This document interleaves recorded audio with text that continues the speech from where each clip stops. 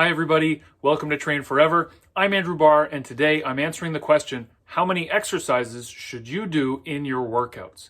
This is one of those it depends type questions, so today I'm going to cover the high and low end of the range depending on your experience and training goals. By the end of the video, you'll have a solid understanding of the right number of exercises for you to put in your workouts to help you meet your goals in a time-efficient way. There's no exact best number of exercises to do in a workout, but there is a range. Excluding things like doing a few push-ups in the middle of the day, which is an awesome thing to do, but doesn't exactly count as a training session, the low end of the range is 3 exercises. Most good workouts are going to have between 5 and 10, maybe 12 exercises.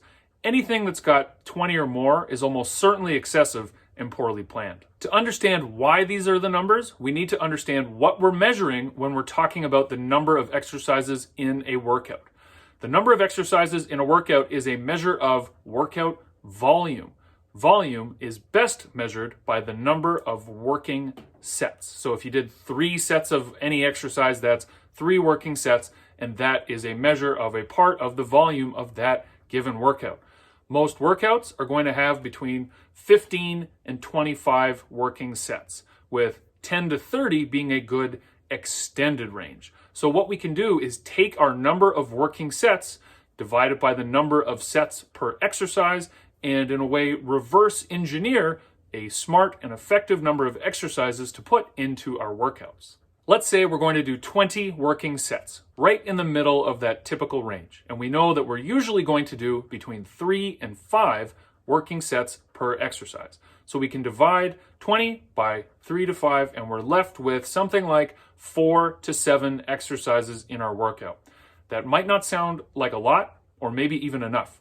But here's an example of a workout built on these parameters. Obviously, there are a lot of variables that are missing here, like the amount of weight, rest, tempo, any measure of intensity. But here we have 6 exercises, 3 to 4 sets each, a mix of compound and isolation movements, hitting a couple different muscle groups. And if you did this workout and worked at a decent intensity, well, that would be a pretty effective workout. And that's really the point, that the number of exercises in and of itself doesn't matter very much. It is simply one variable that we can manipulate to design an effective workout when considering all other factors. The heavier the weight you're lifting, the more intense you're working, the fewer exercises you're going to do. Simple. I should clarify that these numbers, and those that we'll be discussing shortly, do not include the warm-up. The optimal structure of a warm-up is a topic for a different day, but in brief, a good warm-up should take about 10 minutes and include somewhere between 5 and 10 exercises, usually 1 or 2 sets of each. This amount does not count towards your total of exercises in your workout. If you're finding this content useful and informative, go ahead and give me a like, and make sure you hit subscribe so you never miss another training tip. I'll be putting out a new video each week to help you get the most out of your training sessions. Thanks so much. I really appreciate your support. Let's get into some specifics about why a given number of exercises might work well for a particular training goal, taking into account other factors like volume and intensity. One reason is for a competitive athlete doing a deload or taper style workout to help them be ready for competition. In this instance, you dramatically reduce volume and number of exercises, but maintain some measure of intensity to help that athlete achieve peak performance at the right time. And then at the other end of the spectrum, still within that 3 exercise framework, consider very, very heavy strength work, a workout that a power lifter might do, where you do high numbers of sets of few numbers of exercises to maximize strength gains. Understanding that the deloading athlete is working at lower intensities and the strength athlete is working at near maximal intensities, you see how 2 workouts consisting of the same number of exercises can elicit nearly opposite training effects. Something else to consider is skill level or experience. When I'm making a workout for a beginner, I stick to 5 or 6 exercises per workout. Any more than that simply isn't necessary. We've just established that a workout with 3 exercises can be very high intensity and appropriate for an advanced lifter.